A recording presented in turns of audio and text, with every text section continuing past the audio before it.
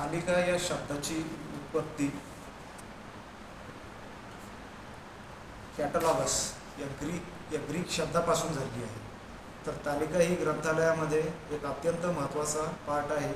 या तालिकीकरणामध्ये आपल्याला सगळ्या गोष्टी समजतात, जसं की ग्रंथनाम, विषयनाम, ग्रंथाचा लेखक, सहग्रंथकार, मालानाम, चित्रकार, ज्या ज्या काही गोष्टी आहेत, ग्रंथ प्रकाशन कुठं झालेलं आहे त्याचं, आणि पुस्तकाची किंमत, पुस्तकाची साईज, पुस्तकाला किती पानं आहेत, या सगळ्या गोष्टीचा उल्लेख असतो.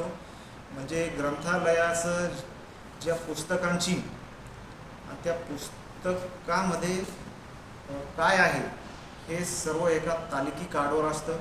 तालिकी कार्डचे वेगवेगळे प्रकार असतात. तर त्या म्हणजे ग्रंथालयाचा जो खजिना आहे, त्या खजिना लुटण्याची जी चाबी आहे त्याला आपण एक प्रकारे तालिकीकरण असं म्हणू, तालिका कार्ड किंवा तालिकीकरण असं म्हणू. ठीक आहे. तर तालिकीकरणामध्ये कशा प्रकारे आपण रेषा आणि ते कार्ड कशा प्रकारे असतात ते आपण पाहू.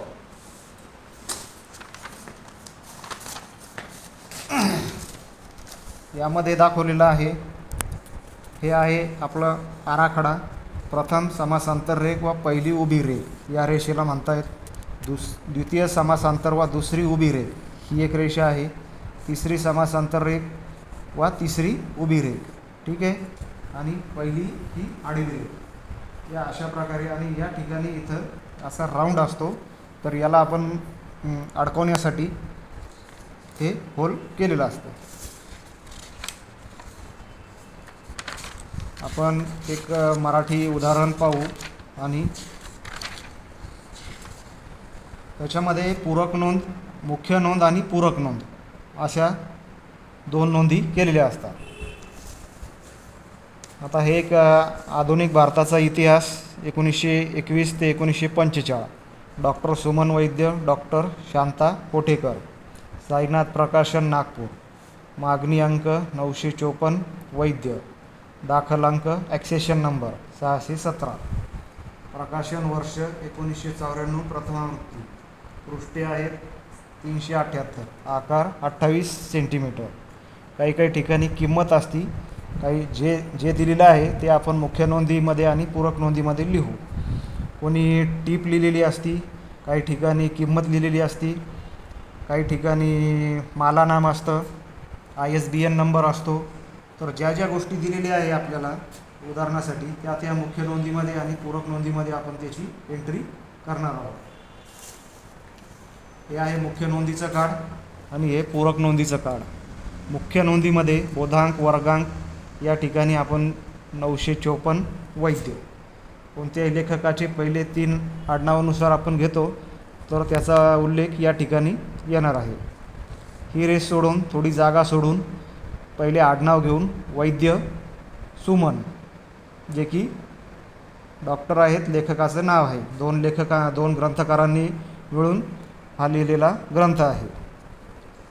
आधुनिक भारताचा इतिहास 1921 ते 1945. तिरपी रेषा Suman Vaidya, comma Shanta Kothekar, full stop dash पहिली आवृत्ती, फुलस्टॉप डॅश. कुठे झाले प्रकाशन? नागपूरला. 2 टिंब. कोणतं प्रकाशन आहे तर साईनाथ प्रकाशन, कॉमा 1994. किती पाने आहे त्याचे? 378 पृष्ठे, सेमिकॉलन 28 सेंटीमीटर.